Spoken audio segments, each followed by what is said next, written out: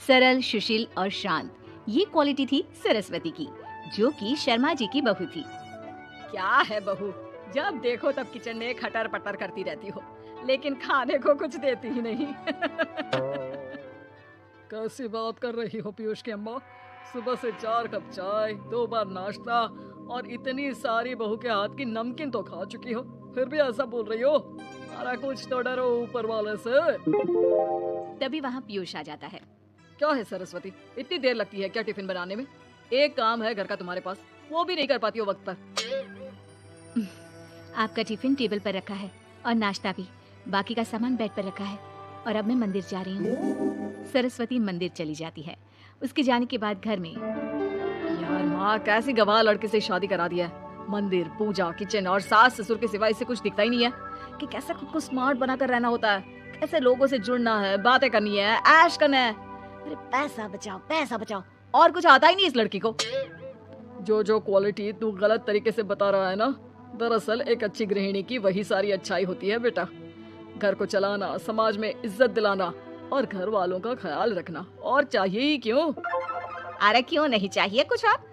लड़की ऐसी होती है कि घर आए तो पूरा घर बदल कर रख दे, सभी को खुश रखे, लेकिन बहू के अंदर तो ये सारी क्वालिटी है ही नहीं। अरे खुश तो उन्हें रखा जाता है जो खुश रहना जानते हैं, तुम लोगों को तो कोई खुश नहीं कर सकता। पिताजी, अब आप ही लोग सोचिए, क्योंकि मैं किसी और से शादी करना चाहता हूँ। आप लोगों को बहू के साथ रहना है या मेरे साथ? क्योंकि मैं अब इसके साथ नहीं रह सकता। मैं बहू को नहीं छोड़ सकता। उसके मरते पिता को मैंने वादा किया था कि मैं उसे बेटी बनाकर रखूंगा। तो ठीक है ना माँ, तैयार कर ले अपना सामान, हम दोनों किसी और घर में रहने चलेंगे तेरी नई बहू के साथ। अरे हाँ बेटा, वही ठीक है, लेकिन मैं तेरे पिता के बिना भी तो नहीं रह सकती। तो मेरे बिना रह सकती हो? ठीक है, मैं अकेले ही चला जाता हूँ। बेटा वहाँ से चला जाता है, लेकिन सास का दिल नहीं लगता। बहू मंदिर से भी हो आती है और फिर, माँ, पिताजी, खाना लग गया है, खा लीजिए। हाँ, तुझे बस आता ही क्या है, खाना बनाना और खाना खिलाना। अरे सुन, मेरे सारे कपड़े पैक कर दे। क्यों माँ जी, कहीं जा रही हैं क्या? हाँ बेटे, ये अपने बेटे के साथ रहने जा रही है, लेकिन घबरा मत, तेरा पिता तेरे साथ है। बहू समझ नहीं पाती कि उसके साथ हो क्या रहा है, लेकिन फिर ससुर उसे सारी बात बता देता है। बेटा, ये नई बहू कब आ रही है? मुझसे घर का काम नहीं होता, वैसे भी तेरी पहली निकम्मी बीवी ने मुझे किसी काम का नहीं छोड़ा।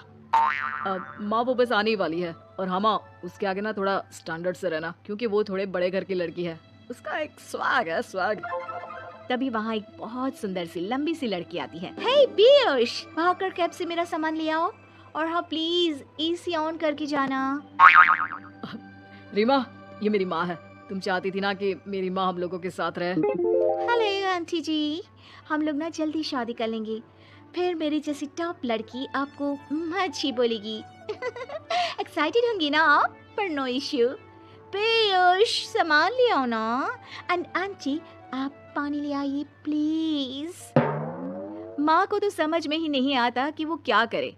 वो बहू के लिए पानी लेकर आती है तो उसका पैर पर्दे में फंस जाता है और वो गिर जाती है। ओहो, पूरा पानी गिरा दिया। कांच का ग्लास क्यों छूती है जब हाथ पैर नहीं चलते? कितनी मुश्किल से मैंने और पीयूष ने ये गृहस्थी बनाने की कोशिश की है। अरे पर तो क्या हो गया, गिलास ही तो टूटा है। अपने घर में तो रोज एक तोड़ती हूँ, लेकिन मजाल है सरस्वती कुछ कहे। और हाँ, मैं पानी वानी नहीं पिलाने वाली, मुझे ऐसी कोई आदत नहीं है। बहू हो, बहू की तरह रहो, समझी? तभी वहाँ पीयूष आ जाता है, जिसे देख रीमा रोने लगती है। देख लो अपनी माँ को कैसी करी खोटी सुना रही है। और अभी तो मैं आई हूँ, थक गई थी, बस पानी क्या मांग लिया, कह रही है बहू हो, बहू की तरह रहो। अरे यार माँ, समझा कर लाया था ना कि कैसे रहना है।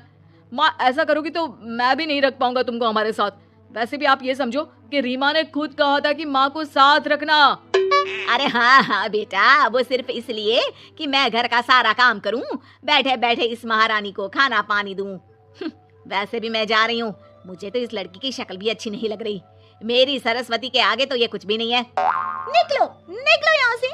मैंने सोचा था बिना पैसे का नौकर मिल जाएगा, लेकिन नहीं, कुछ लोगों को आदत होती है फ्री की रोटी खाने की। निकलो यहाँ से। पीयूष, धक्के मार कर निकालो इस औरत को यहाँ से। अरे ये कैसी बात बोल रही हो रीमा, ये माँ है मेरी, माँ ना थोड़ी जिद्दी है। अरे वाह बेटा वाह, अभी भी तुझे मेरी ही गलती दिख रही है ना, कोई बात नहीं। माँ वापस घर आ जाती है। बहू मुझे माफ कर दे बेटा, वो तो शैतान का नानी है। माँ, मैं उनके बारे में कोई बात नहीं करना चाहती। ये मेरा मायका है। अब आप लोग मेरे माता पिता, मैं हमेशा यहीं रहकर आप लोगों की सेवा करूंगी। नहीं नहीं बेटा, हम करेंगे तेरी शादी किसी अच्छे लड़के से। अरे कोई जरूरत नहीं है, मैं देख कर आई हूँ जो हालत है ना पीयूष की, वहाँ नहीं टिकने वाला ज्यादा दिन। ना टिके वो उसकी मर्जी, लेकिन मेरी बेटी इतनी गई गुजरी नहीं है जो उसे कभी भी छोड़ो और कभी भी वापस आ जाओ तो वो तुम्हें अपना ले। अब ज्यादा ही हो रहा है आपका। माना मैंने गलत किया बहू के साथ, लेकिन वो उसका पति है। और फिर कहावत है ना, सुबह का भूला शाम को वापस आ जाए तो उसे भूला नहीं कहते। तभी वहाँ पीयूष आ जाता है। माँ वो भूला आ गया, मुझे माफ कर दो सरस्वती के जिस गुण को मैं सही नहीं मानता था। दरअसल जीवन को सही तरीके से जीने के लिए वही गुण होने चाहिए। मुझे माफ कर दो सरस्वती, मैं आज के बाद तुम्हें और पापा को छोड़कर कहीं नहीं जाऊंगा। और मुझे भी बेटा। बेटा जहन्नुम में भी जाए तो उसके साथ रहने को तैयार हो जाए, वही तो माँ होती है। मुझे माफ कर दो माँ।